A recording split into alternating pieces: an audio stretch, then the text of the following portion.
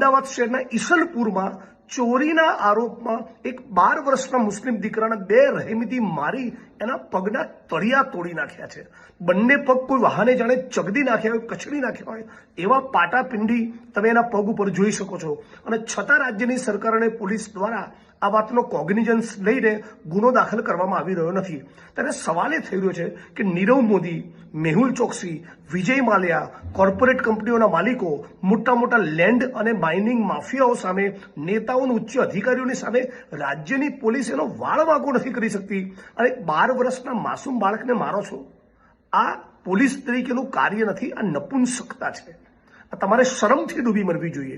હું માગણી કરું છું કે તાબડતોબ ઈસનપુર પોલીસની સામે ગુનો દાખલ કરવામાં આવે અને પોલીસ ઇન્સ્પેક્ટરની સામે પણ ફરિયાદ થવી જોઈએ કે તમે જે પોલીસ સ્ટેશનમાં ઇન્સ્પેક્ટર છો ત્યાં ઘટના બની કઈ રીતે, તમારી જવાબદારી નથી બનતી।